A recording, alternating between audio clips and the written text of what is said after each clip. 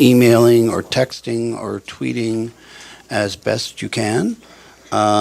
If you need to make a call, please step outside of the room and put your phones on vibrate or silence.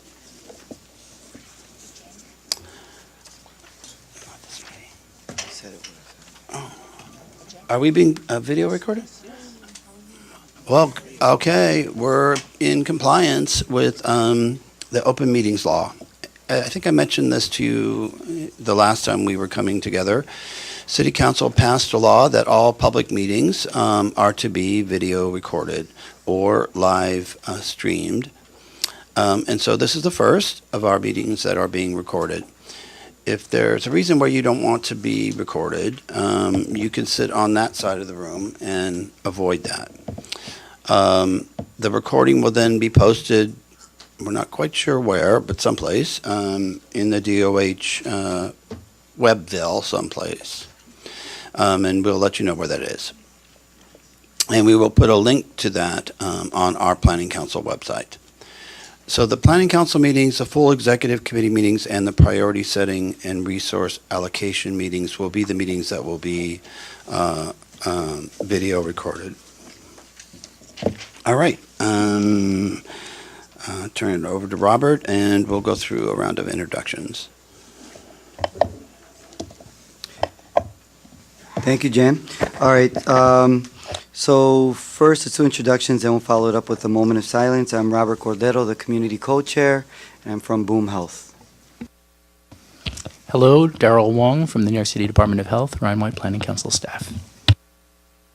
Daphne Hazel, I sit on IOC committee. Lee Hildebrand, co-chair of the Needs Assessment Committee.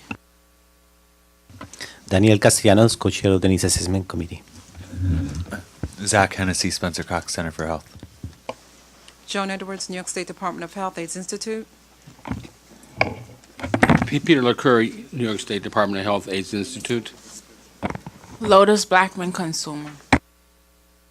Carrie Davis, LGBT Community Center. Lindell Urbano, GMHC. Amber Casey, DOH-MH, alternate for Graham Harriman. David Martin, co-chair of the Consumers Committee. Randall Burris, Consumer. Felicia Carroll, Rules and Membership and Consumers and PSRA. Hi, Lisa Zulig, IOC Committee Member. Saul Reyes, Consumer Committee. Eunice Casey, HHC. Adrian Guzman, the Chair of the Policy Committee. Jan Hudis, the Family Center.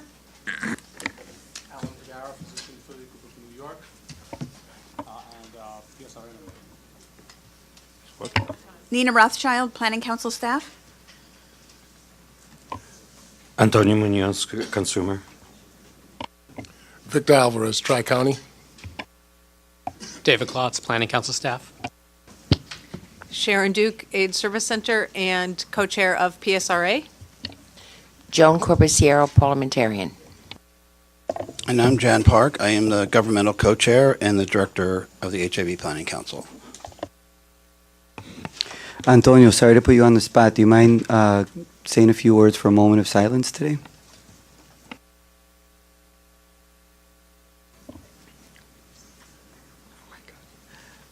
So let's have a moment of silence for those that are still suffering, still going through this illness, and for those who have passed.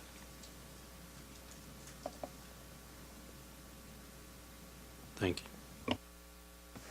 Thank you. I'm going to turn it over to David Klotz to review the minutes from the February 27th Planning Council meeting. Okay, these were sent out in advance. Hopefully everybody had a chance to read them, even though I was in India. I listened to the recording and I faithfully recorded everybody. Oh my goodness, you are devoted. Any changes to the minutes? If not, minutes stand. Thank you. Thank you, David. We have public comment. We have 3. If anybody else wants to sign up, we have another at the end of the meeting, part 2. First up, Carlos Rosario from Boom Health.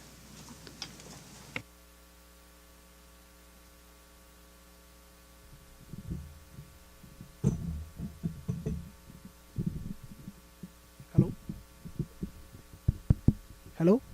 No. It's on? Okay, awesome. Hi, everyone. Hi, my name is Carlos Rosario. I am the advocacy coordinator at Boom Health. I coordinate the Bronx HIV Advocacy Network, community meetings for community members and providers in regards to HIV and hepatitis C. We also coordinate legislative visits, advocating for services. One of our initiatives lately has been to get the community to email and also call the mayor's office to stop using condoms as evidence to prosecute our community. So our meetings are once a month. The next meeting is April 17th. I'm going to email the committee, the planning committee, the next agenda. I hope to see all your bright, beautiful faces. And that's about it. Thank you very much. Boom. Thank you, Carlos. Joseph Salman from GMHC.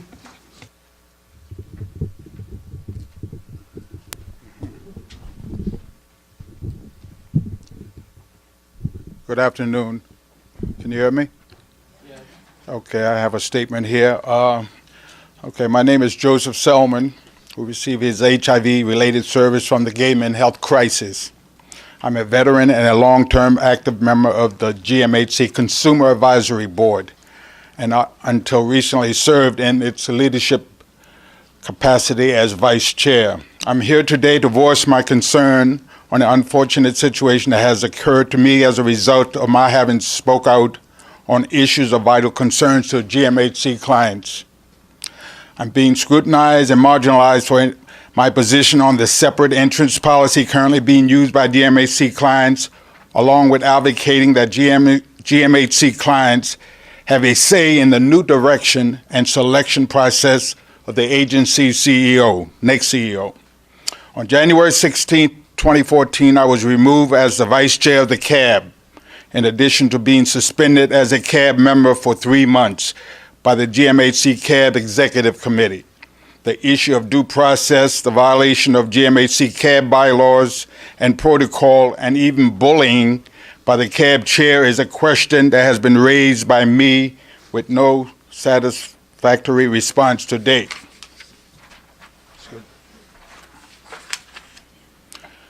Please don't dismiss my comments as just political infighting occurring between two members of the CAB. But more importantly, that the voices of clients at GMHC are being silenced with the assistance of the chair of the GMHC CAB, who have asserted himself as a de facto spokesperson for a particular CEO candidate. While I have filed a complaint with Healthcare Solutions, nevertheless, I wish to inform members of this body of my being harassed as a result of my having exercised my right as a client. I'm therefore requesting that the co-chairs of the HIV Planning Council take steps to follow up on my complaint as to whether procedures were followed by the GMHC CAB chair, whether GMHC staff participated in the violation of client rights, and whether the recent procedures adopted by this council regarding the Ryan White Part A Community Advisory Board best practices and recommendations are being followed in this manner. Thank you for listening. Thank you, Joseph. The Planning Council doesn't take up individual situations such as yours, but you've gone to the right place. You've gone to Public Health Solutions to file a grievance, and we will certainly work with them to see how that's resolved. Thank you. Thank you, Joseph. And it's my distinct pleasure to introduce for public comment my predecessor is the community co-chair of the Planning Council. We miss her. And from God's Love We Deliver, Dorea Walters. Hi, everyone. So I am here. I am the Senior Director of Program Services. Sorry. Going to be very cool. God's Love We Deliver, and I am actually representing the New York Coalition of HIV/AIDS Nutrition Service Agencies. We simply wanted to speak to you, given that you will be reviewing the 2014 spending priorities, and we wanted to really encourage you to concentrate on trying to maintain as much as possible the concept and work of the chain study. One of the things that we realized is from the perspective of food nutrition services, Chains has allowed us to galvanize data that clearly identifies for us how a population is addressing their illness given their food security needs. This type of detailed information cannot be easily extrapolated from our current data system, which is eShare. Chain is essential for multiple reasons. The data has proven invaluable in efforts to maintain and even increase funding for vital services for people living with HIV and AIDS for our EMA.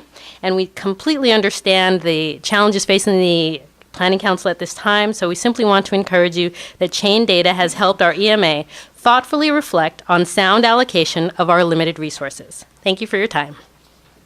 Thank you, Darea. Do you notice how happy she looks and she's not the community co-chair? Just want to make that observation. I'm coming back next year when I'm done with this. We have some other council members that have joined us. If you just quickly introduce yourself, Julie. Julie Lahane from representing Tri-County region.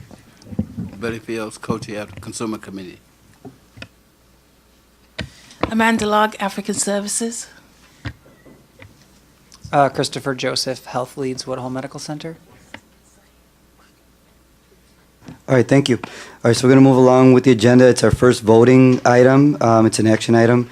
Review of our 2014 needs assessment is going to be presented by Doctors Lee Hillebrand and Daniel Castellanos.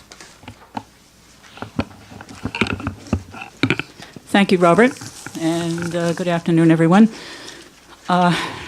We have about 20 minutes to do this. You have in front of you a very formidable-looking document, and there are a couple of people that I just want to acknowledge around this table who played a big role in putting this thing together. First of all, the person who really wrote it, drafted it, Kate Penrose, who's with us today. And I want to acknowledge a number of people around the table here that had a big hand in this document. First of all, my co-chair, Dr. Daniel Castellanos, Carrie Davis, Antonia Munoz, Glenn Phillips, Randall Bruce, Billy Fields, and some of the people who joined us, particularly at our most recent meetings, were David Martin, Pastor Jerome Payne, and I also want to acknowledge Amber Casey and the insight that she brought to this document. So, can we have the first slide, please? If you have not read it, what Daniel and I are going to do is try to highlight it for you. There's one screen over here behind you, and you should have a copy of the PowerPoint in your packet. What we're going to try to do is just illustrate some of the key bullets here. So here's a document that obviously was written for 2014, but it had not been written since 2004. The last needs assessment was done nearly 10 years ago.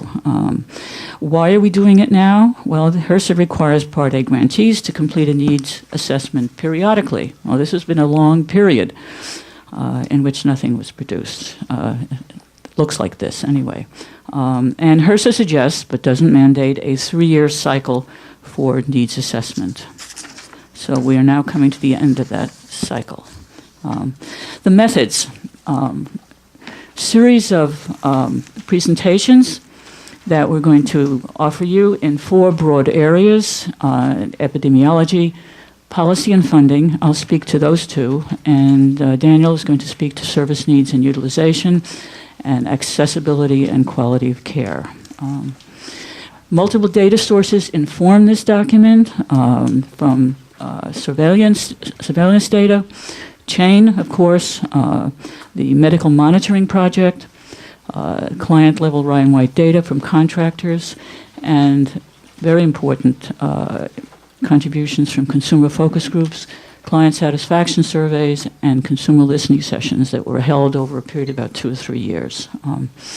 The committee itself, the Needs Assessment Committee, held a series of meetings that really has taken us about 1.5 years to look over all of the appendices and hear the presentations that were delivered for much of this data. And in the last few months have been a very intensive process of reviewing the data, looking at the drafts. We've gone through about 5 or 6 drafts, identifying themes and gaps, information gaps, and developing a series of recommendations. In the actual narrative, you will find more themes and gaps and recommendations, but what we, in the interest of time, what we're going to try to do is just highlight just a few of them. So, next slide, please. All right, so I'm going to speak to you about the epidemic in the New York EMA and provide you with a broader context in which the following sections are set. Much of the epidemiology you're probably familiar with, the overall progress in prevention and early detection efforts, as well as linkage to care and retention and treatment. Just to highlight that for a moment for you, the HIV and AIDS diagnoses and deaths continue to decline. The median CD4 count among persons with new HIV diagnosis has increased, and perhaps that is an indication that people are getting tested earlier. Concurrency rates remain unchanged, roughly about 20%, but they do increase with age. What we've taken away from the document, though, is something that's extremely important, and we want to highlight it for you, and that is the health inequalities and disparities that still remain and that are related to fundamental social factors. And those inequalities, which are really very disturbing, have to do with race, ethnicity. The majority of newly diagnosed people are people of color. Income. Neighborhoods with the highest HIV diagnostic rates also have the highest poverty rates in the city. I'm sure many of us realize that already. And issues of gender and sexuality are other social factors that contribute to health inequalities. Information gaps. Well, limited HIV surveillance data for very specific populations. And the reason for that is that those populations are, at least in terms of the data that's been collected, small in number. Perinatally affected youths, transgender, formerly incarcerated, and the foreign-born.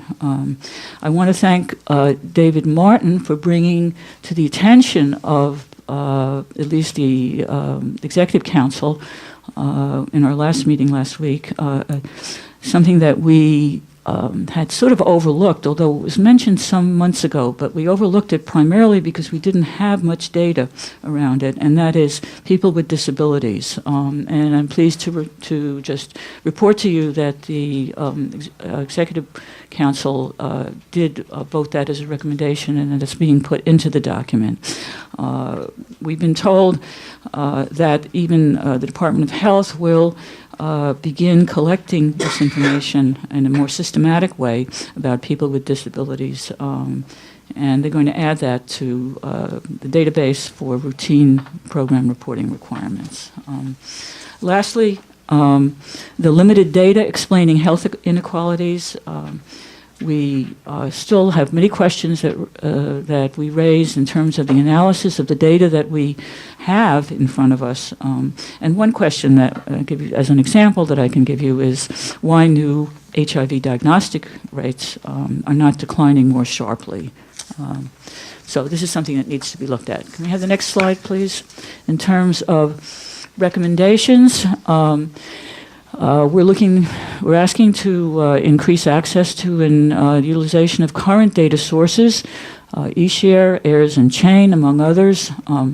What we were hoping for is some sort of inventory that could be put together of what information is available to not only inform us as a committee, but also begin to identify the problems that we think are in some of these databases, particularly with duplication and redundancies.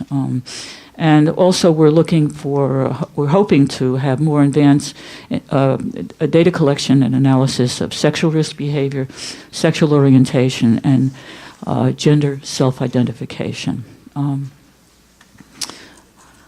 Okay, and finally, for the last recommendation, or one among many, and as I said, you'll find more in the document itself, to explore these inequalities and disparities in HIV diagnoses, comorbidities and mortality, and access to services. This is, I think, really important. Chayne has highlighted some of those disparities, but we need to understand, what their relationship is among each of those factors.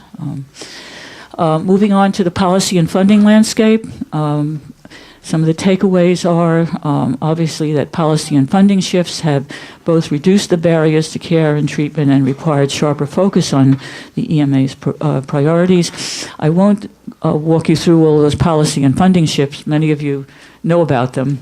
We've taken them up at this meeting here. The information gaps that remain have to do with the impact of policy and funding shifts on the availability and use of services by certain populations. One example, I'll give you a couple of examples of that what services are most useful, what services are least useful for the co-location and prevalence of these services. We need to know more about the impact of Medicaid certification requirements on mental health providers and their clients, and the documentation of income and EMA residents. We need to know more about the effect of that on many of the clients. Just skip one of the takeaways that obviously the Ryan White Part A funding still fills key gaps in HIV-related services, and those services include the medical and non-medical case management, food and nutrition, housing assistance, harm reduction, mental health, and legal services.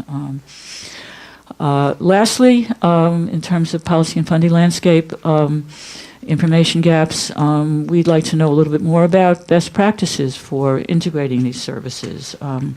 What role, for example, does the co-location or affiliated services play in the making of a best practice or a practice model that we should know more about?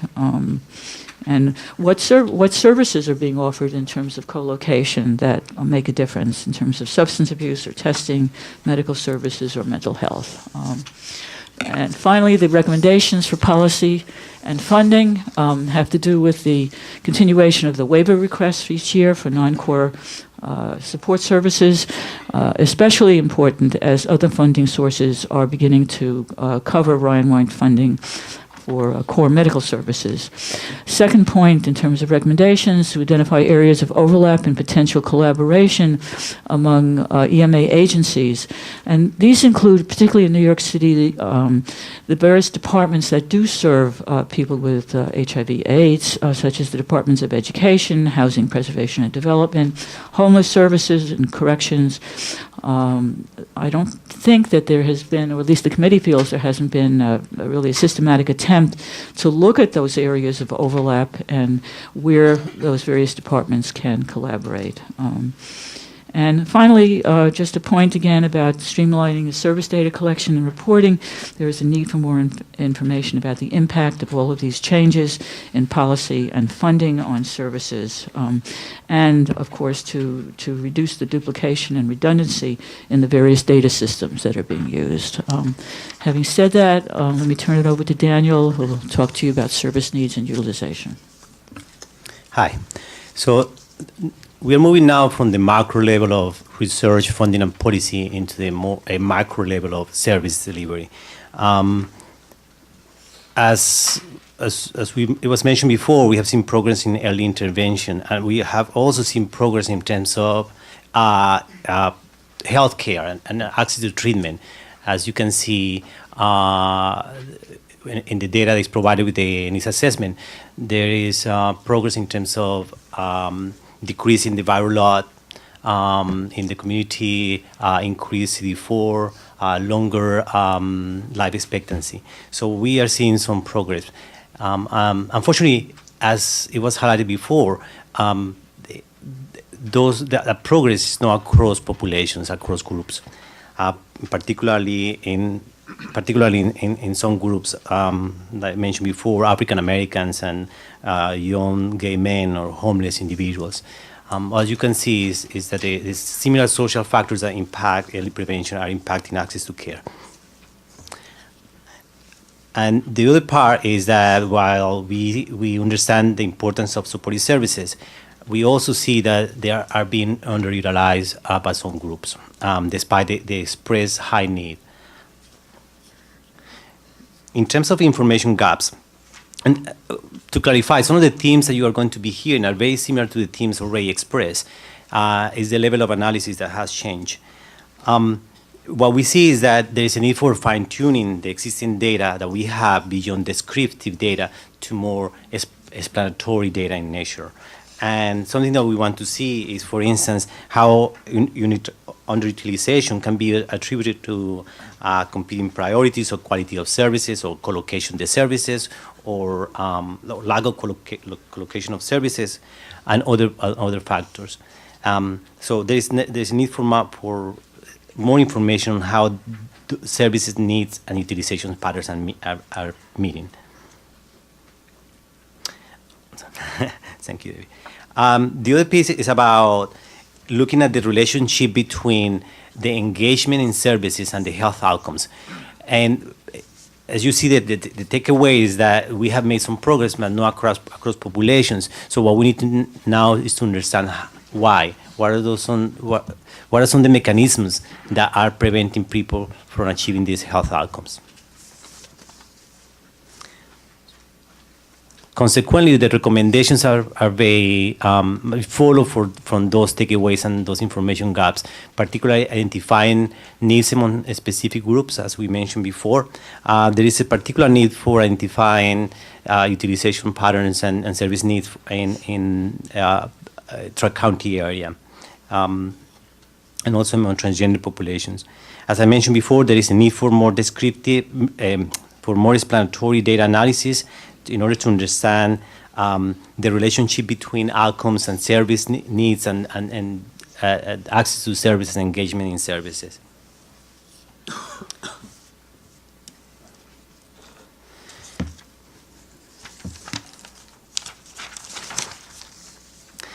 In terms of accessibility and quality of care, there is some data. We have data from the community survey that shows overall people are very satisfied with services. However, community members are still expressing concerns regarding particular issues that impact either access to these services or retention in these services. One in particular concern is the issue of communication both between service providers and clients and also across organizations. And there is a need for both in enhancing that communication across service providers and also for streamlining the healthcare system, as mentioned before.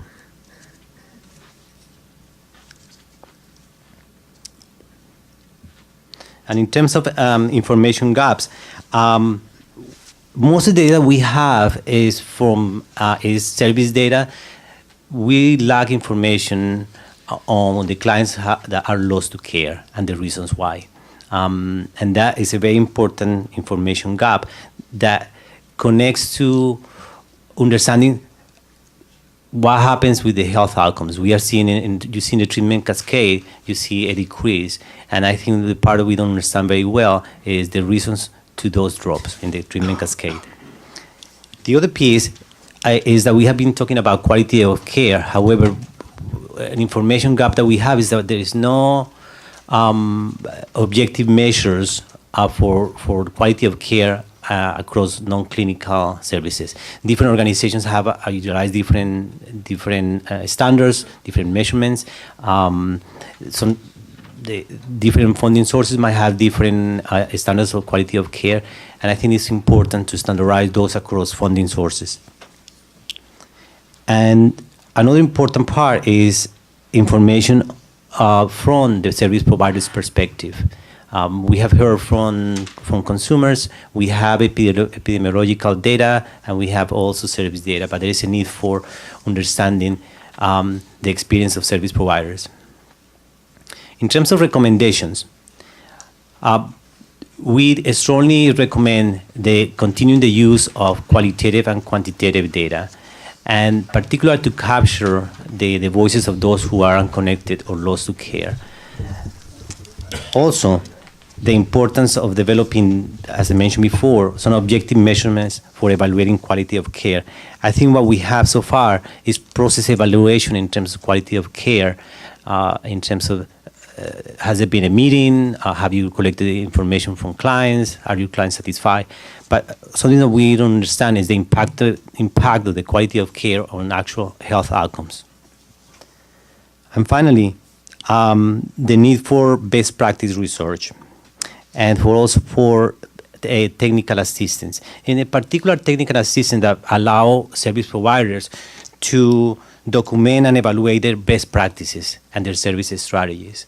So far, we have a lot of data from service providers in terms of service data, in terms of the process, and we need to look at in terms of the outcome. What are the best practices that we can replicate and disseminate?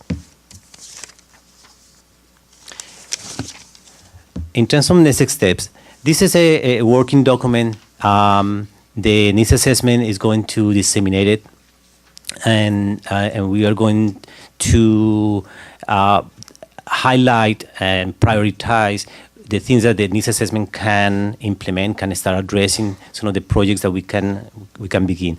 However, the next step needs to incorporate collaboration across the different committees within the council. There are some recommendations that could be taken up by the policy committee or by other committees, and this is a very important collaboration.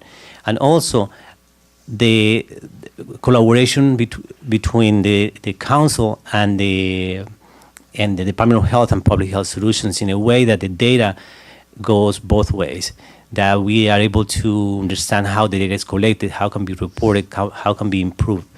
And that is a very important collaboration, and we hope that the process that we engage in over the last few months is one of the steps towards achieving that goal. And as Lee mentioned before, we want to thank everyone who helped with this. I want particular to say thank you to Kate and Nina for all their work. Thank you. Amazing job, a lot of work, long overdue, and gives us a template for how we proceed with assessing all of these needs and how we design the service system. So now the reviews happen, we're gonna open it up for discussions, Q&A, and then per protocol, the co-chairs can present a motion at the appropriate time after discussion to accept the needs assessment report, and then we would vote on it. So we're going to open it up for Drs. Hillebrand and Castellanos for questions. Spencer. And hi, Zach Hennessy. So is chain the only current way that we have to measure the level of need for specific services and the utilization, or have other sources of data such as Medicaid data, hospital discharge data, and those types of data been explored to assess regional need and extent of utilization? So, for example, in Queens, you can see that there are high numbers of persons in need of substance abuse treatment services, but very little capacity based on the number of slots in facilities in that region. So my question is really about the limitation of the chain sample, and if other ways of looking at specific service related needs have been explored.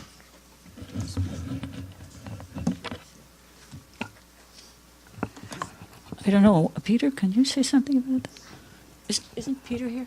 No. I'm sorry. Peter, All right. Okay. I thought he was. Okay. Okay. Peter? I think she meant Peter Merceri.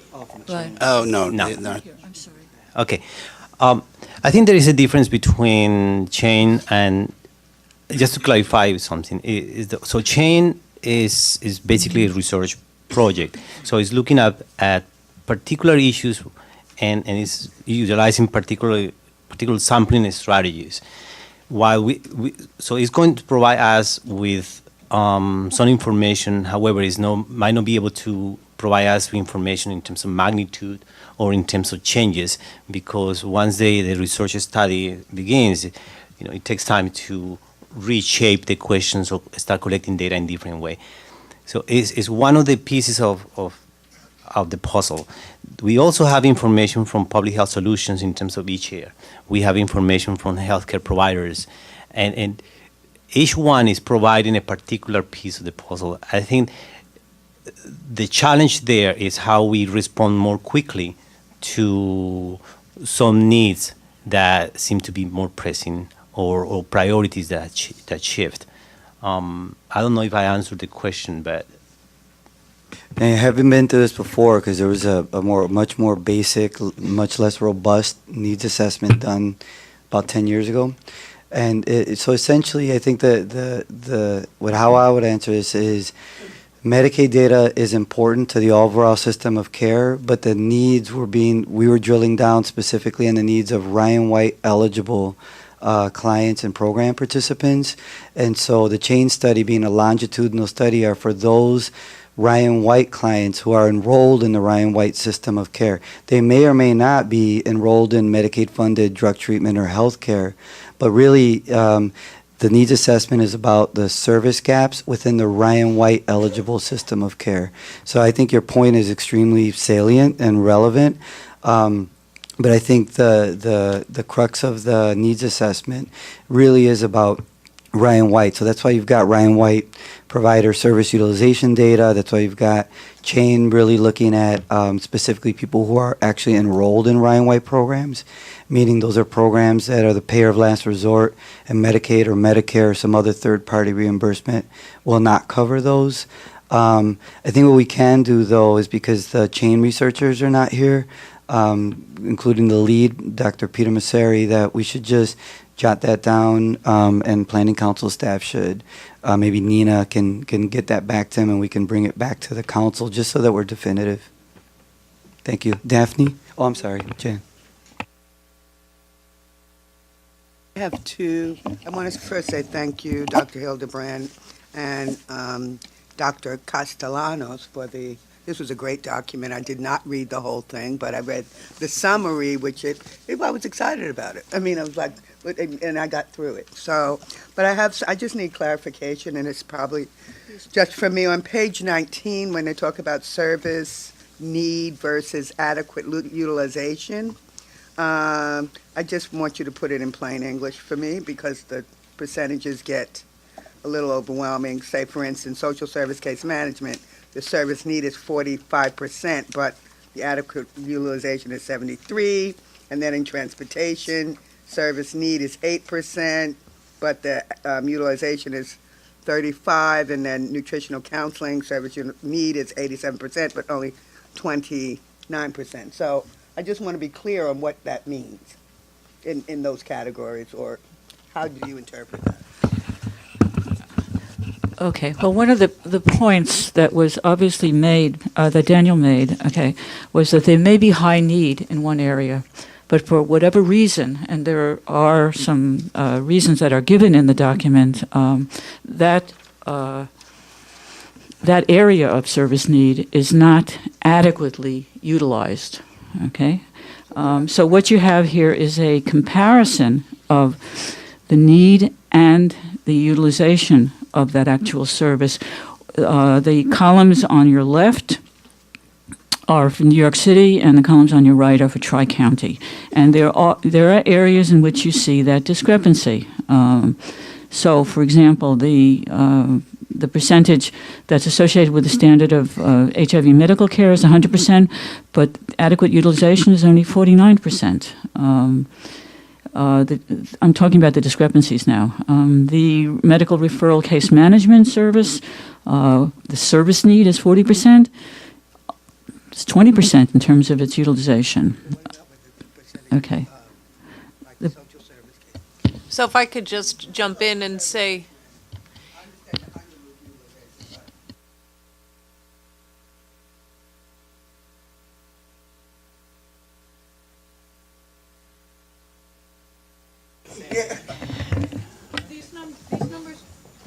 These numbers represent the need number represents the need as from the whole population that was surveyed. The utilization is of those people who express need, how many of those folks or what percentage of those folks used the service. So, for example, there might be very high need for mental health services amongst the population. However, because of a lot of reasons, stigma being one, you might get a very low percentage of utilization of that service, even though everybody says, oh yeah, everybody needs that. Does that help? Yep, I got it now. Okay. Sharon? I'm sorry. One other question is on page 13 of the summary, and that's where we talk about the allocation, funding allocations. Is there a reason that it's not, I thought it was alphabetical, but then again, then I saw it may not be, but is there a reason that the one that has the most funding allocated to it is not on top and reading down, because I had to look for it? That's all. Because I'm looking and you see that at the top of that on the top, which is ADAP, 9.8%. But then the Daphne, can you use your microphone, please? Sorry. The top one, which is ADAP, 9.8% funding is allocated, but that's at the top. But then if you look down lower, medical case management has the most allocated, 26.1. So why do I have to look for that? It's not ranked by allocation in the sense that it's ranked by how the council prioritizes those services. Okay, okay, thank you. Thank You'll notice also in the left-hand column that seems to be alphabetized. That's why. Micro. We can't hear you down here. I was just noting that in the service category column, it seems to be alphabetized except for the case management non-medical service down at the bottom, the third one from the bottom. But I believe that that's the way they were arranged, okay, rather than by percentages, although your point is well taken. Lisa? I just have a quick question again about the utilization. Is the inadequate utilization, could it also be because there's not services available, not just because people aren't using the services? Is that both of those reasons? Okay. Victor? Yes, I want to thank you. That was a very good report. I just have one comment. You know, as a consumer of the Tri-County Consumer Committee, which we represent the Tri-County, you know, while we understand the argument that we didn't need to be included in the chain, it was defunded, you know, I noticed that chain continues in the city. I don't understand the logic behind that, because change is constant. Things have changed dramatically. Things have changed in my life. You know, as a consumer of the Tri-County, we're like a stepchild. To make you understand, the years I spent in the military in the 60s, we trained under the concept that you sacrifice the lives of a few to save the lives of many, which is fine if you're not one of the few. But we seem to be one of the few, and we seem to be sacrificed. We seem to be have cut out of the whole chain. And what I want to ask this committee is, don't sacrifice us because we're a few.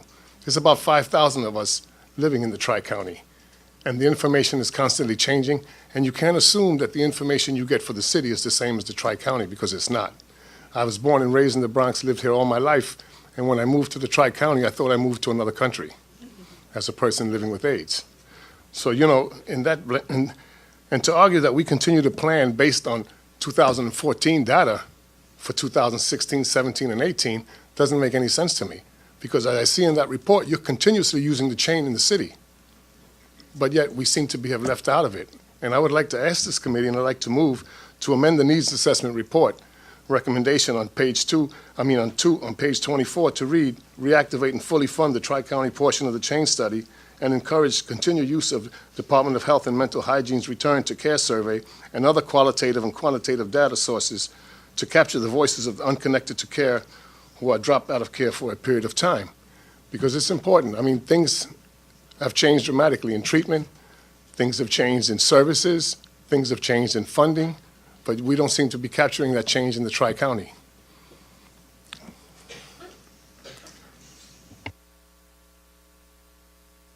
Victor, can we have a copy of your motion, please, for the records?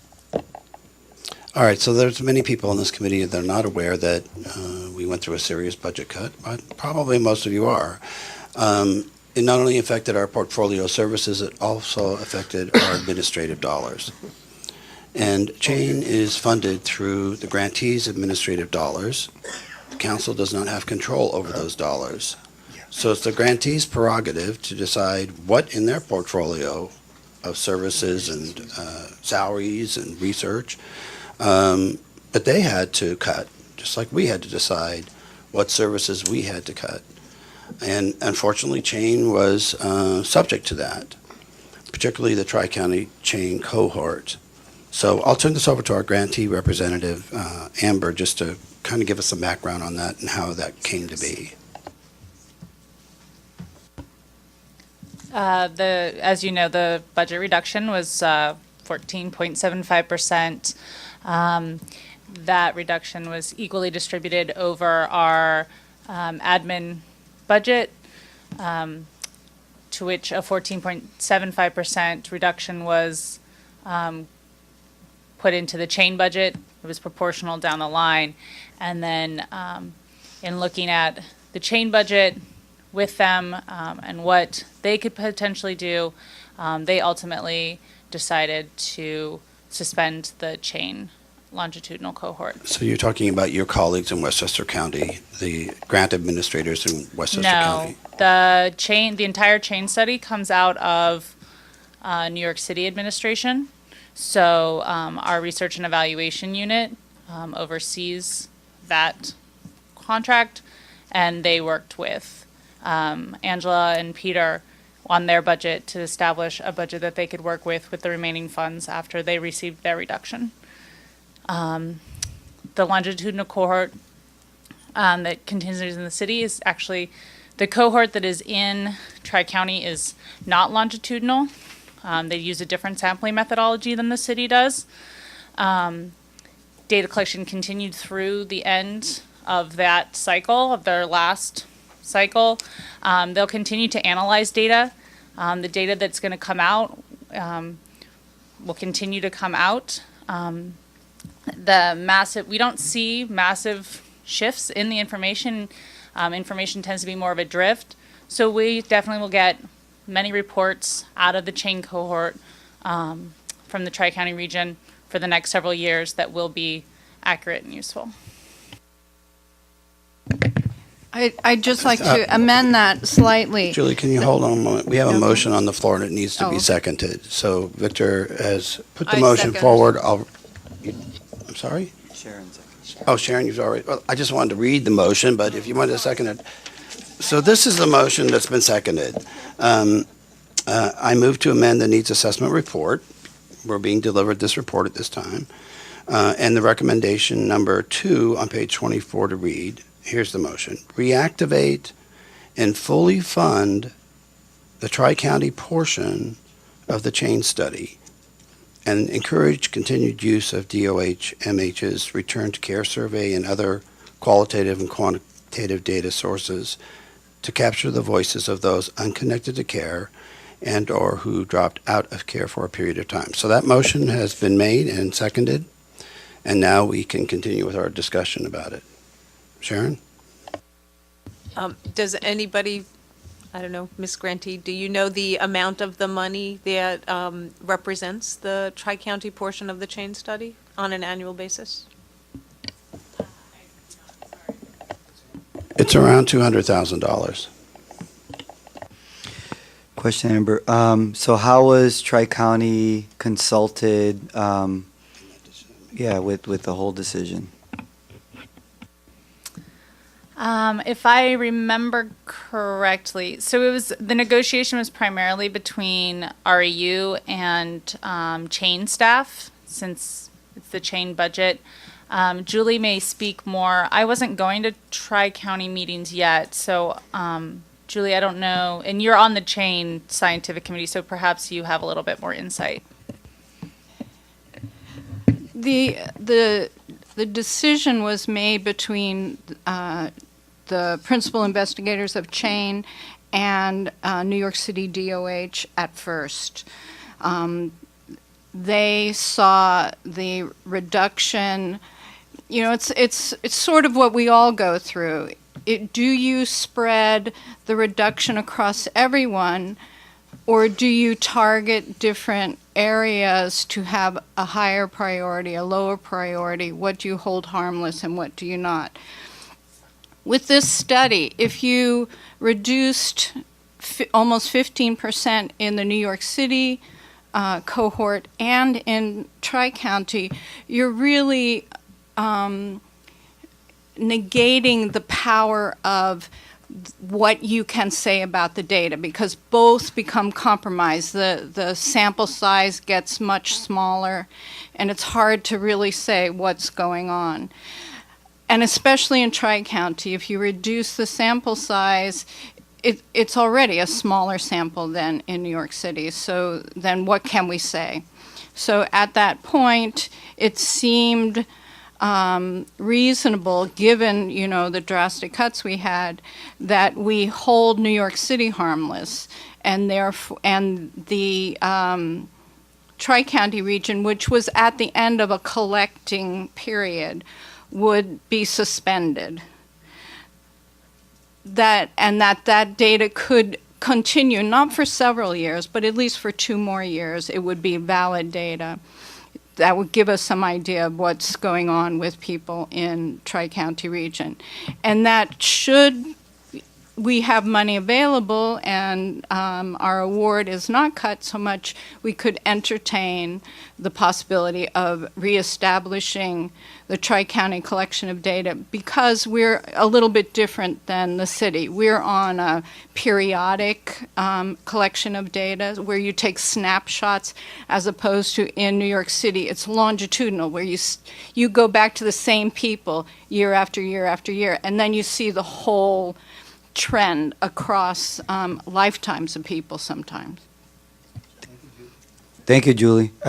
Just so, back to my question, so it sounds like there was no consultation, so there was a decision that was made, and the Tri-County was informed after the decision, is that correct?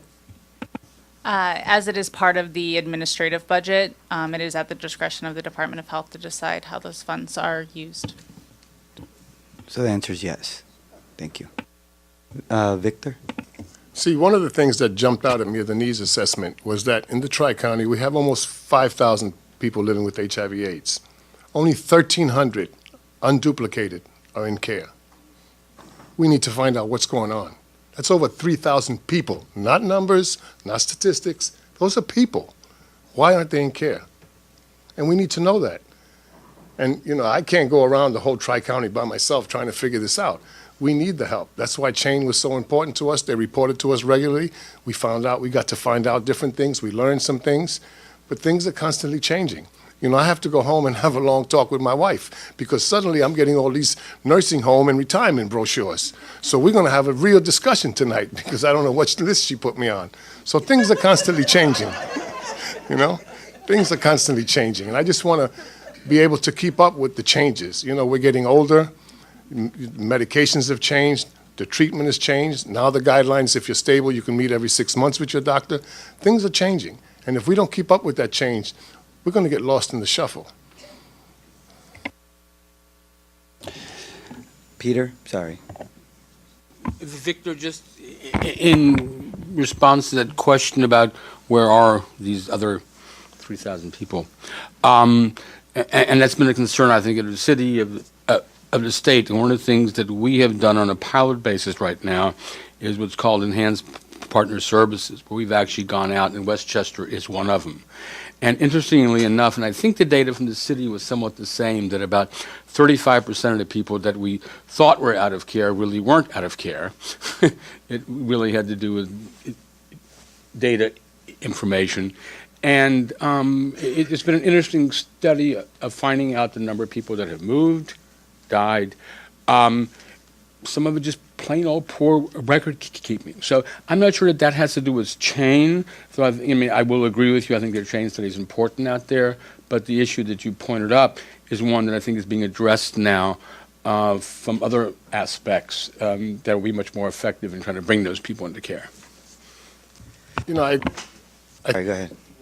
one of the things that came out of the state was when they did their cascade, that only 39% of the people in care in the Tri-County are virally suppressed. 39%. That's not a high number. I mean, I know it's higher than throughout the country, but that's not a high number. You know, I'm always baffled by, you know, we want to keep early intervention, we want to find people, but we're not doing that great of a job of the people we already found. So we were spending $200,000 on snapshots. Is that right? Not on the longitudinal, yeah. Right, we cut $200,000 from snapshot, right. So what does snapshot mean? Does that mean, Julie, is that every year? No. We recruit people over a 2-year period. And because the population we're drawing from, we have repeat people, so it's almost like a longitudinal study. We were a longitudinal study, and there was a cut in funding about 5 or 6 years ago, and that's why we remodeled the data collection to do the sequential model that we're now using, because we were able to reduce costs enough to continue, but it wasn't longitudinal. So. Victor, thanks for bringing this to the committee, and we'll vote on it in a moment. You know, the cuts affect all of us in many ways. When the cuts happened in our last budget, we had to stop serving 60,000 meals. When the cuts happened in our last budget, hundreds of people went without housing. So these are very tough decisions that have to be made by groups of people. My heart is with Victor on this. There's an old gospel song called "His Eye is on the Sparrow," so I know he's watching me. There are 5,000 sparrows that we're not watching now. And that decision was made by a handful of people. And that decision then was taken to the Tri-County Steering Committee, and they were told, oops, no more chain. So it's not put in a context of, oops, 60,000 meals aren't being served either, or 450 housing units are not going to be provided for this year.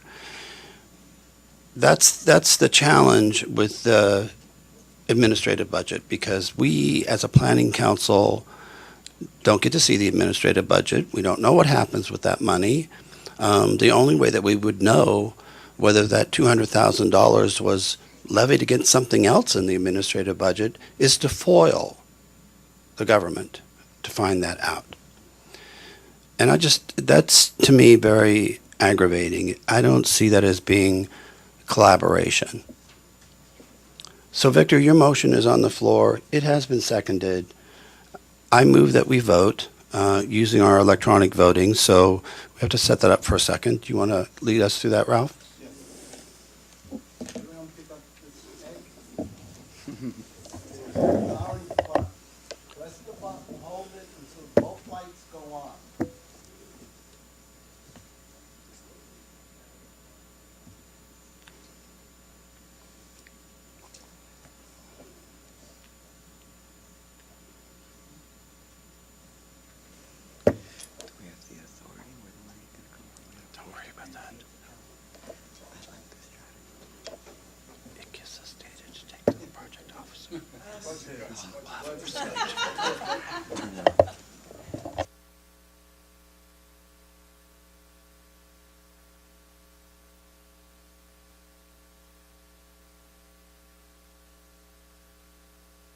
What Ralph is doing right now is confirming that each of these eggs have been registered.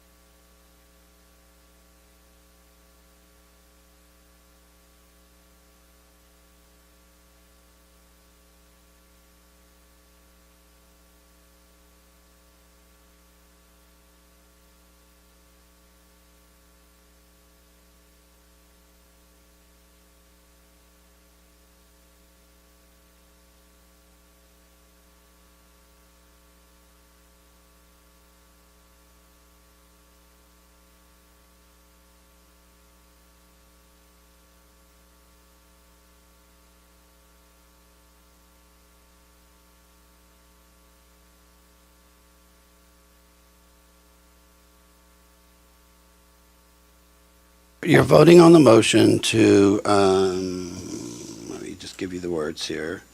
Reactivate and fully fund the Tri-County portion of the change study. Those are the change in the language in one of the recommendations in the needs assessment report. So A for yes, if you agree with that, or B for no, if you do not.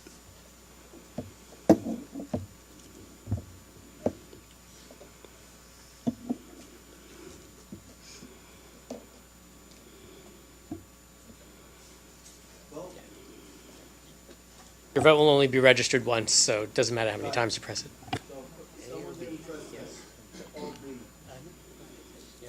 Just A for yes or B for no, that's all.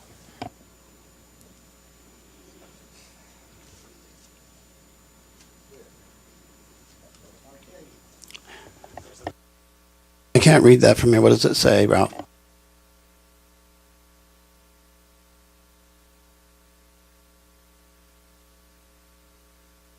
All right, then the motion passes. What this means is this is a non-binding motion because we do not have a say in the administrative budget, as Amber has explained, and Graham and me and others of us numerous times. But this gives us a feel for how you, as a full planning council, would like to see the path taken with regard to the Tri-County chain cohort. So over 83% of you feel like it should be funded. And if that opportunity arises and the dollars are there within the administrative budget, that's a message that we're delivering to the grantee. Thank you. We need to move on to the vote of the actual needs assessment, though, right? Because that was done before. So I'm going to kick it back to the co-chairs of the Needs Assessment Committee. We have more discussion? Questions? Okay. Amanda, why don't you start? First, just to say thank you for this immense and very comprehensive report. And also a big thank you to for again highlighting the need for data on certain populations, and I'm speaking specifically, of course, for foreign-born populations. Although New York City is better than most, my colleagues serving immigrant communities around the country continue to struggle to be able to extrapolate the information from their Department of Health, and we for years, literally close to 20 years, have been engaging with the CDC to further stratify the data to reflect geographic regions of origin, mandated for departments of health around the country, and they just keep coming back with the expense of it all, with the variables, but until then, we'll continue to not be clear on the numbers on in those populations, the percentages of HIV, etc. And without that, of course, it actually underscores the need for continued community-based organisations serving that population to be able to identify them in cultural and just appropriately cultural and linguistical ways around prevention, treatment, and testing. And she finally gets to the question. With that information gap, how do you see us being able to improve upon or alter the variables? You say it's due to the limits on the variables as part of mandatory reporting. I'm sorry. I don't see it in the recommendations, or am I missing it somewhere? Like how can we affect the change within that statement around information gaps? Well, I think the work of the Needs Assessment Committee, would take any recommendations that you would have, to the Department of Health and ask them, to, look at the data more carefully, or perhaps with eShare, begin to collect data in a different way. You know, that's very important. I have to give a shout out to the Department of Health in New York City, okay, because as someone who has been on the PPG for many years, I was in fact the chair of the immigrant work group, okay, I have seen how the data collection has changed with the Department of Health over the years, for the last 10 years or so, okay, and there's still room for improvement, okay. So, you know, we would entertain any recommendations that you would have, okay? And we invite you to come to the committee and talk about it, okay? Thanks very much. We need to move the question because we have other items on the agenda that we need to get to today, and we may have to extend the meeting by a half an hour. Very good question. And part of the work of this committee is not to see this sit on the shelf and gather dust. We know that lots of reports like this do. The work of the committee will be to establish a timeline and to check back with the department in a year and see if we've made progress on those recommendations. And it's HRSA's desire that these needs assessments be done more frequently. So again, we're working on a clock of 3 years to accomplish many of the things that we've set out here in this recommendation. So I would like to call the question. This needs assessment was approved by the executive committee. And now it's a moment in time for us to take a vote on it. Any other discussion before we do that? All right, David? Mine's a process question because I made the motion to include the service gaps and information gaps for disabilities. Is that already included in here now, or is that something that still has to be done? It's a recommendation. We don't have that data right now. So, you know, that'll take some time for us to address that. But it's part of the recommendations, and that's been incorporated in this report. Okay. All right. So do I hear a motion to accept the report as it has been delivered? Peter? Well, the co-chairs would, I'm sorry, but the co-chairs would present the motion on behalf of the committee. Okay. We recommend that the motion be accepted, that the report as written, currently written, be accepted by the full council. With the amendment. With the amendment, yes. Okay, thank you. With the amendment. Is there a second? Second. Thank you. Are we prepared to vote?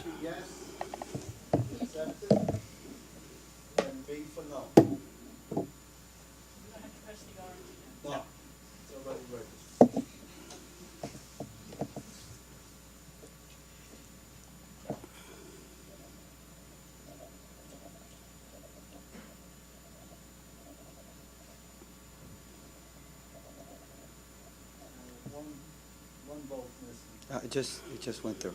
It just went through, Ralph. I can't read it. What does it say?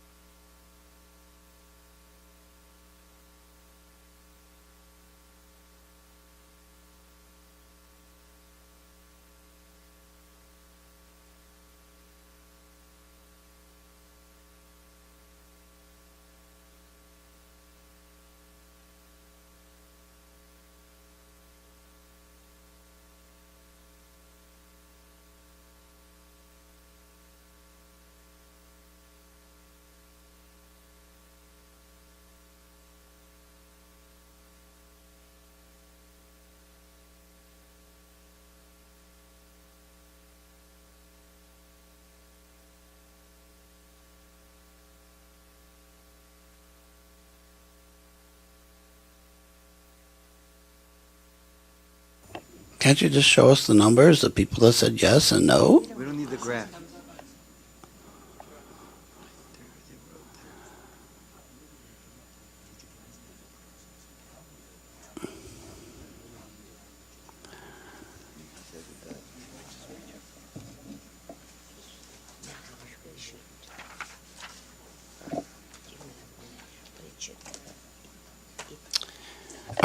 While we're waiting for the vote, let's move on in the agenda and we'll get back to you on the vote. All right? Let's go forward. Motion passed, or we're going to keep going? We'll report. All right, well, we take care of these technical difficulties. Let's move on to our next action item, the 2014 spending scenarios. This requires a vote and will be presented by Sharon Duke, the co-chair of the PSRE. Hi, everybody. In your packets is a PowerPoint of the PSRA recommendations for 8% spending plan reductions for 2014. And as you know, we have engaged in a extensive process of reviewing data, discussion, and really trying to think broadly and analytically about the various services, quantifiable outcomes, and to sort of honor our mission of priority setting. So I just want everyone to note that the PSRA recommendations are not a final spending plan, as we do not have the full 2014 award. And when that comes in is when these principles will be applied. So PSRA proposes an upfront reduction to ADAP of $2.76 million, a permanent reduction to the EIS category of $4.68 million, followed by proportionate cuts to remaining categories as needed. And those cuts would follow the methodology that has been established and utilized for the past several years in order to achieve the projected 8% cut to the fiscal year 2014 spending scenario. So, what happened? What did I do wrong? We have technical difficulties. Can you wait a moment? We have to redo the vote. I apologize. Something is wrong with the program. So let's just do can we do a hand vote? All in favor of accepting the report as been presented and amended? Opposed? Great, thanks, accepted. Okay, Sharon, go on. Thank you, everybody. Okay, so before we get into the numbers, and you've got the big numbers in front of you, I wanted to explain the numbers to you. So, as by way of background, I want everyone to understand that overall, all of our funded programs, base and MII, in all of the service categories, overall are effectively meeting their service targets. PHS annually administers modest funding reductions and funding enhancements in accordance with performance and in accordance with Planning Council guidance to PHS and the grantee in terms of the administration. As in previous years, when there's been a reduction in the award, there is a precedent for looking at surgical cuts to specific categories rather than just applying the across-the-board reductions. So PSRA did both. We looked at targeted cuts, and we also looked at across-the-board cuts. So PSRA identified 3 service categories for deeper analysis. Early intervention services was identified and brought to our attention initially by the New York City Health Department due to low rates of seroprevalence for the HIV testing efforts in that category. ADAP, we decided to take a look at ADAP and to learn more about the impacts of the Affordable Care Act and what that would mean for ADAP if more people were going to be able to be insured. And for home and community-based services, when we learned that this category had not been competitively rebid for over 15 years since the late 1990s, and we felt that it warranted further analysis. So in those three areas, EIS, the PSRA recommends that $4,689,755 be cut under any funding scenario from the EIS allocation to eliminate underperforming contracts. Now that's a big nut to swallow, and what we did is we looked at and asked for data on all of the EIS testing contracts, and we agreed to a performance indicator of what we felt a minimum performance standard for identifying HIV-positive people through your testing efforts. And there's two different types of testing programs that are funded through Ryan White and the New York City Health Department. One type of testing is called routine testing. That's generally high volume and occurs often in medical facilities like hospitals and community health centers. We allocated a lower threshold of performance at 0.4% seroprevalence. So out of every 100 tests, is that, no, 1,000, no. 1,000 tests, you get 4. Right, that's right. Right. Out of every 1,000 HIV tests, you would find 4 positives. And that is because there's high volume, worried well, and the routine testing occurs at a large volume, so we wanted to have that a lower performance threshold. The other type of testing is called thank you, targeted testing. My helpers. And the targeted testing is testing efforts that are targeted to different populations, like youth at risk, MSM. May take on different strategies like social networking, or so those are examples. We gave agreed to a higher performance threshold at 0.75% seroprevalence rate for the targeted testing programs. We then did an analysis of all of the testing programs, looked at of the total number of contracts, how many met the performance threshold and how many did not, and of those that did not, what was the maximum reimbursable amount of funding for the underperforming contracts. And it is based on that data that we are making the recommendation to cut the underperforming contracts and to maintain the contracts that are continuing to meet the performance standards that were set. Now, while the proposal is for the EIS to be cut to be a permanent cut to the category, for this current year, it would be prorated because the current year started March 1st. And then it would be annualized going forward. So for this year, we want to give contracts time to close out. We also want to pay for services that have already been rendered, and there needs to be a few additional months of service and notification and all of that jazz. So for 2014, it'll be prorated, and then in the future, it'll be annualized. So if you could go back, I'm not done with EIS. Thanks, sorry. So a $3 million, one more back, please. There you are.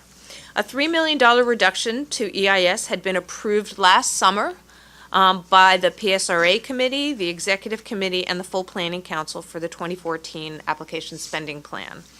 The $4.68 million is based on the amount that currently pays for programs that do not reach the threshold of positivity rates of the 0.4% for routine tests, totaling $1.44 million, and the 0.75% for targeted testing, which representing $3.24 million, for a combined $4.68 million. The justification for the higher amount is based on the extensive review of testing data, including other resources for testing programs, both national and local positivity targeted testing programs, and other changes in the environment, such as the New York State law that requires all clinical settings to offer HIV testing. This proposed permanent reduction will not affect parts of the EIS portfolio that pay for re-engagement in care for those previously diagnosed who have fallen out of care. So that's the EIS portion of the proposal. The ADAP portion of the proposal is based on our standard practice that each year New York State agrees to take an upfront reduction of $2.76 million to ADAP, with the Planning Council's promise to the state that we will restore as much as possible through reprogramming, and that occurs at the end of every year, and that is a part of our annual process. The reduction comes from the modified 2013 carrying cost to ADAP, which is the full allocation to ADAP, including the $2.76 million that was cut at the beginning of last year.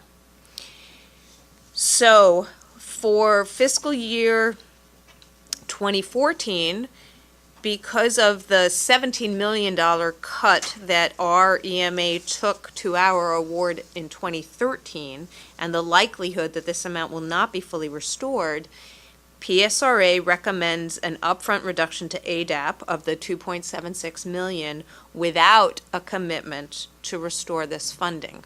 Now, we did further dialogue with New York State ADAP's program, and the state assured us that this cut would not impact services to the HIV community. The effective cut to ADAP in fiscal year 2014 is 24%. So for any further proportionate cuts, PSRA recommends that ADAP be held harmless. And similarly, the effective cut to EIS is 52%. So PSRA recommends that EIS be held harmless from any further proportionate cuts.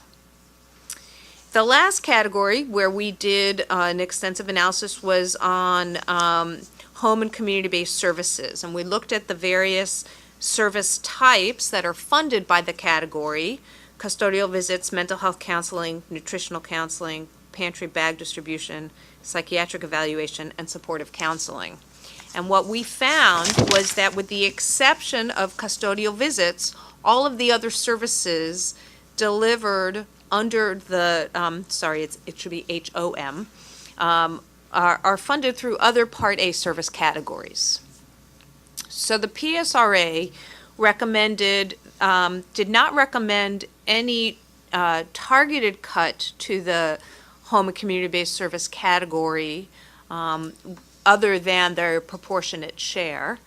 But the PSRA did recommend that this category be sent to the IOC for review of the service model to reduce redundancy, reduce duplication of services, and ensure the relevance and effectiveness of a revised service model.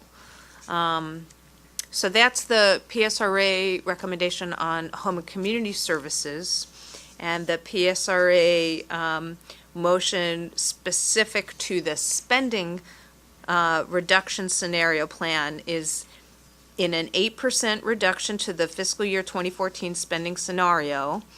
The PSRA recommends that the Planning Council implement the following reductions: a $2.76 million reduction to ADAP, a $4.68 million permanent reduction to EIS in all funding scenarios, annualized going forward and prorated for 2014, and proportionate cuts to remaining categories as needed, exclusive of further cuts to ADAP or EIS. I also just want to point out to folks that the PSRA committee presented this proposal to the executive committee, and the executive committee approved our proposal, so that the PSRA and the executive committee are putting forth this proposal to you today. Thank you for the tremendous amount of work that the PSRA did, and the entire committee, Sharon. And just one quick clarification, just so folks understand. Can we go back to the motion? Sorry. No, it's okay. Just so folks know, this is these are prioritized potential spending cuts based on, depending on what our award amount is, as Sharon mentioned.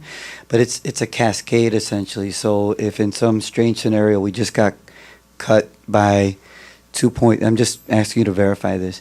If we got cut by 2.76 million, that perfect number, then we would just reduce ADAP and we wouldn't go to the next reduction level. Is that correct? No. That is incorrect. This is, that's all right. That's why I wanted it clarified. Thanks. PSRA is recommending a cut to the EIS category in any funding scenario. If we were to receive a $2 million increase to our award for 2014, PSRA recommends cutting $4.68 million from the EIS category to eliminate underperforming contracts. What would happen if that cut resulted in a surplus? It would enable us as a council to fund some of the service categories that we created last year.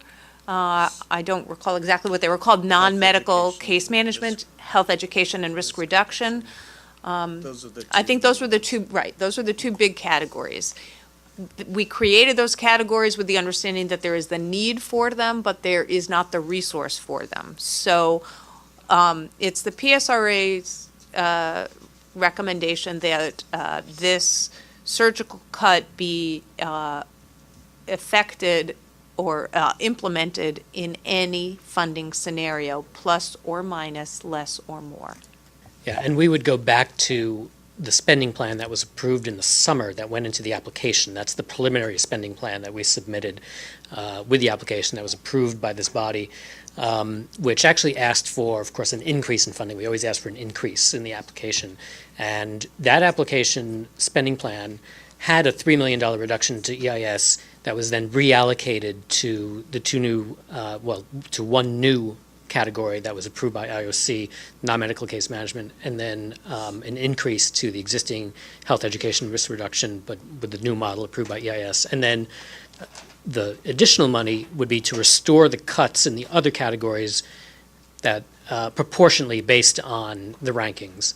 So again, this is a spending scenario. When we have the final award, which we expect sometime in April, maybe May at the latest, hope so, PSRA will be coming back with an actual final spending plan with exact numbers for every service category that this body will have to vote on again. I just want to add that we would also do the upfront reduction to ADAP, and depending on the amount of the award, we could come back with a recommendation for underspending. But Thank you. Christopher? Yeah, I just have a question. I'm not sure if it's an error, but on slide 11, I don't know, it says that there's an effective cut to ADAP in 24%, and the effective cut to EIS is 52%. That's not matching what's on. Yeah, I'll explain that. You see that there's actually two EIS lines. One is base and one is MAI. Just for the purposes of the math, we took the entire cut out of just the base amount. So the base amount is reduced by whatever the percentage it says on the spreadsheet. That's what, 63? But if you combine the base and MAI, that $4.6 million cut is 52%. And then if I'm understanding, the cut would be larger to community-based organizations offering testing and smaller to hospitals? That, slide was that on? The 1.4 million coming from places offering routine testing and 3.2 million coming from organizations offering targeted testing? In the Ryan White portfolio, there was more funding dedicated to targeted testing than to routine testing. So you can't. I'd need to have all the numbers in front of me, but it's you wouldn't be able to say that we took a larger chunk out of the targeted. It's just looked at those two types of services and then looked at positivity and made the reduction based on who made or did not make that threshold. But Ryan White invested more in targeted testing than routine. Thank you. Bettina? I just wanted to clarify when Sharon made the last clarification. I think you said that in any event, the cut to EIS would mean an elimination of underperforming contracts. I just wanted to say that it would be elimination of the total amount of dollars. How that would end up getting implemented would not necessarily mean elimination of the underperforming contracts.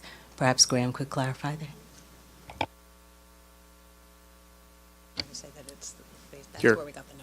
You're correct, Bettina. We will reduce the Ryan White investment in EIS according to the reduction given to us by the Planning Council.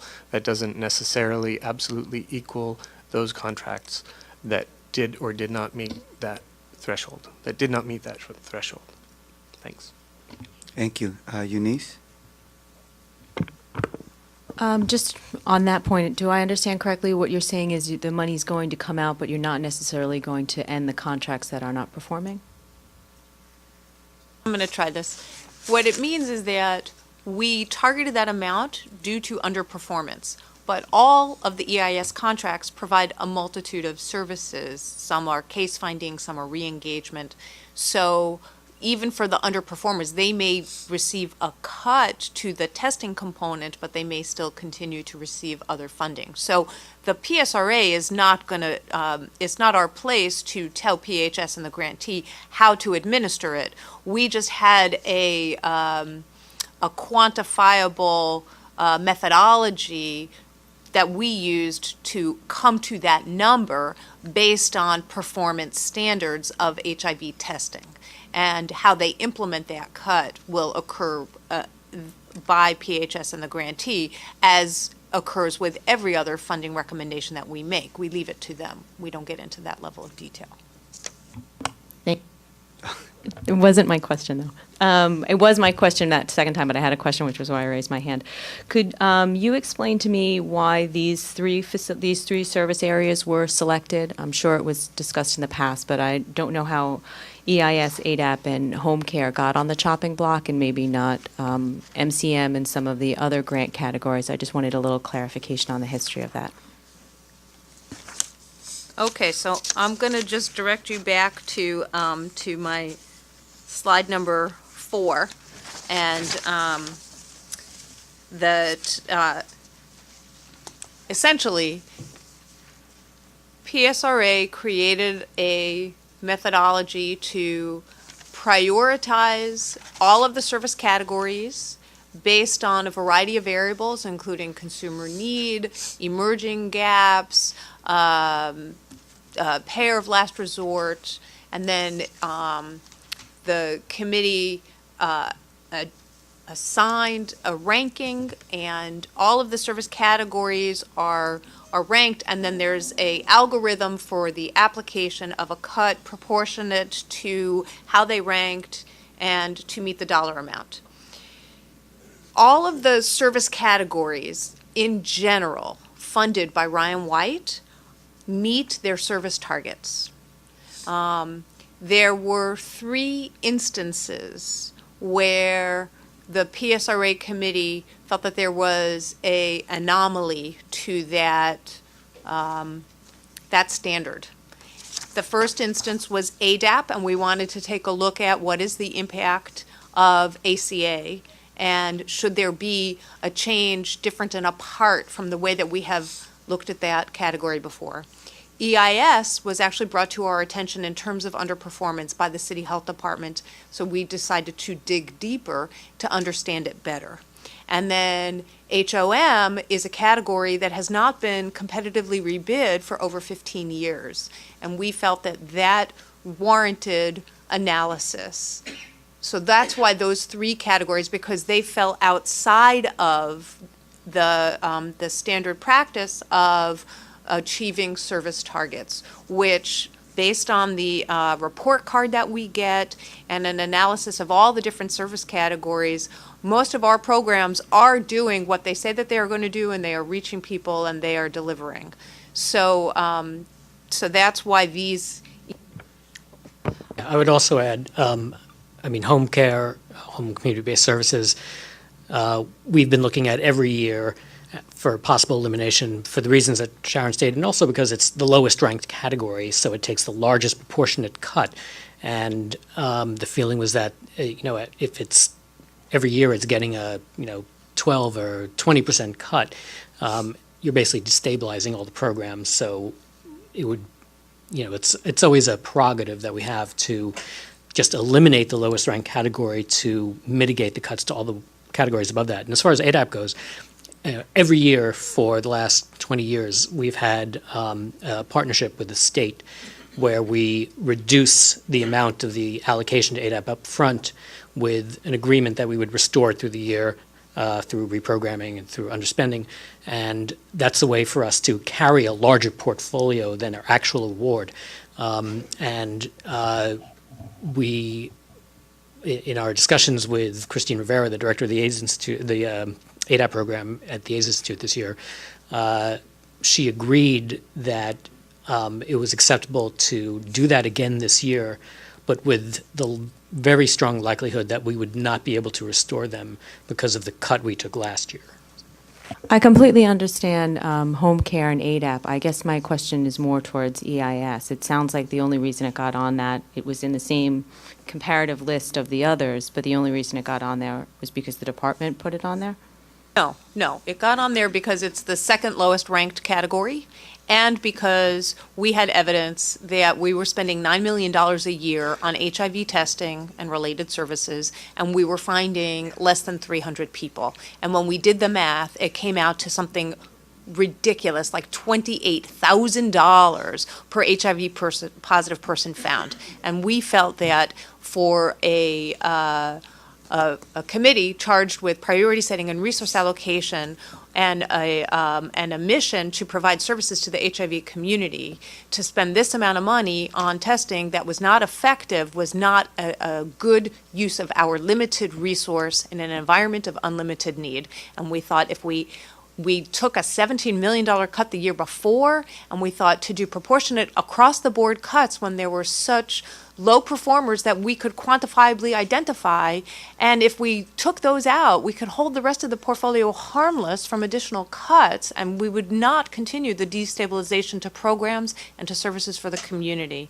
And so for all of those reasons, we felt that this is really, it's a bold move, it's scary, it's not easy. We understand that this is, this is jobs and this is service. At the same time, we feel that it's a service in terms of testing that is not finding the people, and there are other sources for testing available out there who are doing a better job than we are.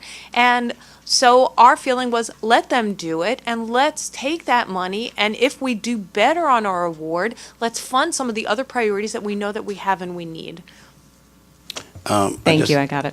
Thank you. It's a time check here. It is 4:45. So can we wrap up this discussion with a few more questions? Lisa? Thank you. I had a question actually about something different, about the New York City administration line 8 is being cut too. And we talked earlier about that's where the chain resources are. Is chain going to be potentially affected by this as well? The administration line is based on a percentage of the ward, which is what is allowable based on the Ryan White Care Act. So that in an 8% reduction scenario, the percentage for admin goes down. So that we look at all the resources available for administering the grant and go from there. I can't tell you exactly how we would take that cut if we were to get an 8% reduction. Does that make sense? Lindell, sorry. Thanks. I was kind of wondering for a second there. So actually my question is basically just a clarification. In the motion at the very last point where you talk about the cuts would be proportionate to the remaining categories, and that's still with the understanding that those would be based on prioritizing underperforming grants, correct? No, that would be based on the application of the formula. So you see it here. this, we hold harmless those two categories that we did cut. Right. So what I meant by that was just basically, so yes, it gets proportionate. It goes according to the formulary, but the recommendation to the grantee is that they would focus on underperforming grants in those categories as well. No, the recommendation of the grantee is to do the ADAP and the EIS cuts first, and only do the proportionate cuts in the event that the cut to the entire EMA is larger than those categories, and therefore it would require, and this is what the numbers would look like. If we end up getting less of a cut, if we get less of a cut, we'll still do A and B, ADAP and EIS, and then we may not have to do this. But we planned for it in the 8% scenario. I think what Lindell, you might be getting at is that if we have to do proportionate cuts to the other categories, is there any guidance to the grantee about how to implement that? And in other words, there was a letter that was issued. Yeah. If you remember, we approved a letter at the last council meeting to encourage the grantee to, when they have to cut categories, to focus on the lowest performing contracts. So. But in the end, it's their decision. We have to move this forward. Did we answer your questions, Linda? Yeah, just one. Go ahead. Just one more clarification here is that I was hoping that you could speak a little bit more about the decision about ADAP in terms of. So is it that basically that the understanding is that the feeling is that there's a great likelihood that we may not need to have that 2.76 later on in the year, or is it just because I'm thinking of things like premium assistance and other assistance that may or may not go up. There are a lot of unknowns when it comes to that, where we go to ADAP. And just entertain me for a second and let me know, share a little bit more about that. The thinking really was that given the $17 million cut that we took last year to the award, and everybody is reduced, all of the service providers, that we felt that there was a risk that with such a reduced award, that there would not be that much underspending. And in that event, we would not be in a position to be able to repay the $2.7 million upfront cut to ADAP that we've been doing for the past 20 years. So we called ADAP and we said, if we were not able to repay out of reprogramming, would this have a negative impact? Would it create waiting lists? What would happen? And ADAP said for this year, they would be okay and that it would not have a negative impact on services to the HIV community. So we felt that we wanted to do what we always do, which was the 2.7 million cut, with the explicit understanding to New York State that we may not be in a position to pay it back out of reprogramming. And we are also monitoring the impact of the Affordable Care Act with more people being eligible for insurance, and it's really too soon to tell, and probably next year too, what that impact will look like. Sharon, thank you. Lindell, thank you for your questions. We need to move forward. So do I hear a motion to accept this scenario spending plan as been presented? Motion to accept. Is there a second? Second. Is there further discussion? Are we ready to vote electronically? All right. Do you know how to do this? Let me just raise hands.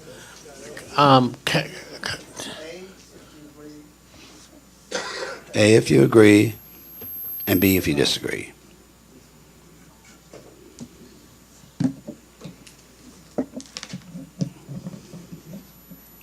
Come on, number 13, vote. Somebody didn't vote. Yes.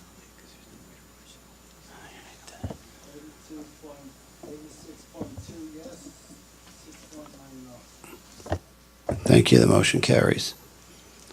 All right. We are now at 4:53, and we have a guest speaker, and I apologize to him for not getting to you any sooner.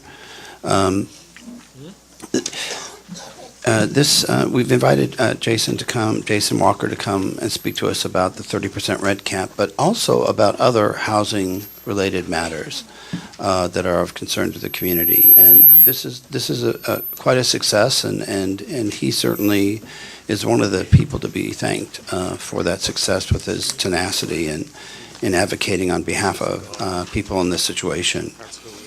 Jason, you're welcome to come back at another time, but if you want to speak now, I just would hate to have to cut you short.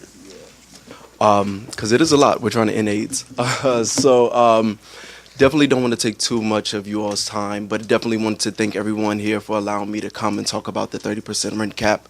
And I know you have it listed as a victory, and we see it as a victory, but there's still a lot to work through. There's still a lot of concerns, especially with the language in the governor's budget. I hate feeling rushed, but This is what I propose, and I just chatted with Jason a second ago. We're gonna, if it's okay, we're gonna table all of the committee reports. I already checked with Graham, and hopefully it's okay with Julie with Tri-County. We'll table those. We have them all written. If we wanted to, aside from what you have on paper, we can recirculate it for those that weren't able to attend. Jason's got another event that he has to go to. Maybe he can just give kind of a top line, just where we're at and not have to go through all of this, and we're going to invite him back, which he's okay with. Before we do that, I remember this young man when he first came and started doing this organizing. Can we give Jason and Vocal a round of applause for the work that they did on the 30% rent cap? I told Jan earlier, I said, look over there in that corner. It was him and Carlos Rosario. That's our future right there.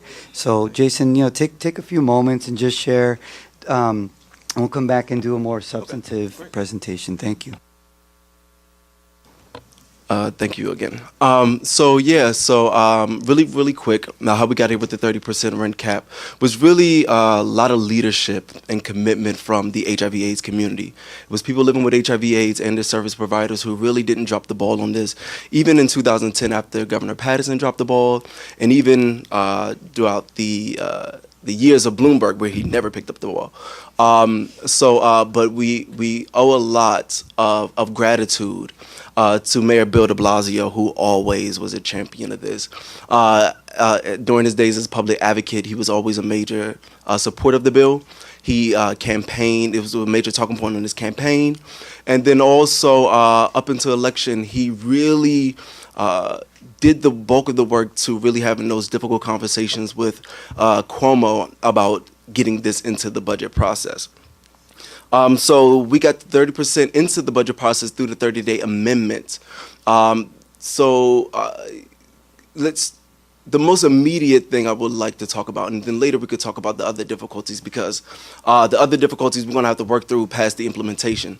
But some of our immediate concerns about implementation is right now, currently, we see it going through all the way through the budget process.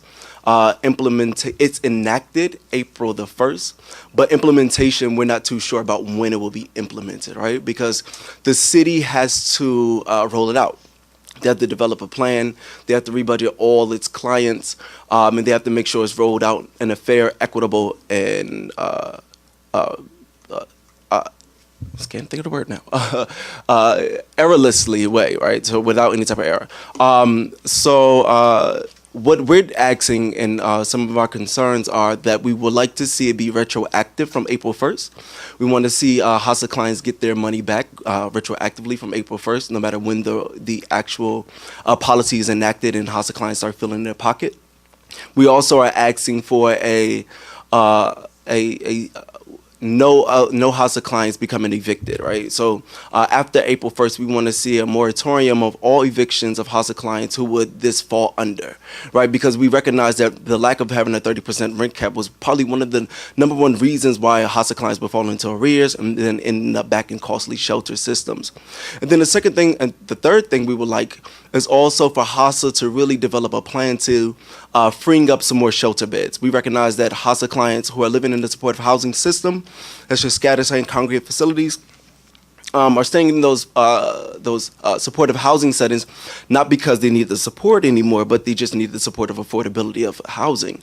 So we want to see them roll out a plan of how we can identify and target getting people out of those supportive housing systems when they no longer need the support, so that we can get people into those systems and settings that really need those, right? And those are people in the emergency shelter system, people who are street homeless, people who are doubled up.